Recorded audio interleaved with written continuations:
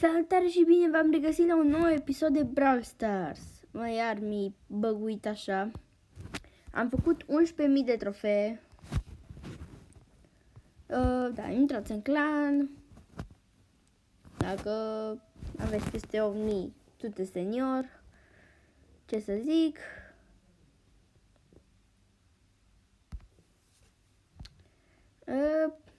Da, cam așa. Am făcut rank 19 pe Bull și Megabox-ul. Hai să ne asigurăm că e totul bine. Aici. Zombifa, că știu că ține noroc. Ce să mai facem? În clan am făcut asta. 14.602. Am făcut câțiva peste rang 21 pentru că foarte nașpa ei nu mai suportam. Asta cred că v-am mai zis, dar am dus-o și pe Jessie. Pe M19 și Megabox-ul, nu? Ce să zic? Dacă pică Star Power, pică Star Power, ce să zic? Adică mai trebuie acesta.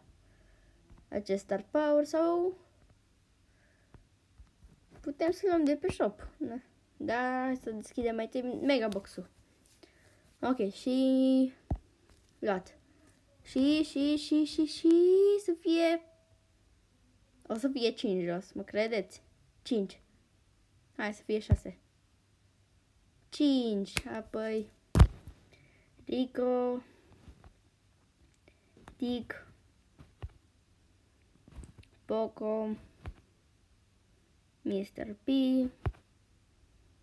Frank și nimic. Da, nimic. Absolut nimic. Am stat eu acum 2 ore sau cât am stat. O oră jumate. Pentru nimic, nu? Da, pentru nimic. Ok. Cam acesta e episodul, pentru că nu am ce să facem. Și încă un anunț. Facem bug-uri. Nu putem să mai facem, pentru că nu mai sunt bug-uri. Ca să înțelegeți, nu mai sunt bug-uri. Ca să facem bug-uri. Deci cam acesta e episodul. Sper că v-a plăcut. Like și subscribe. Nu știu cât a durat. Like și subscribe dacă v-a plăcut. Ne căutați măcar un like. Pentru că, serios, acum nu știu pe cada nimic. Și noi ne vedem data viitoare. Care habar n-am când e. Pa, pa!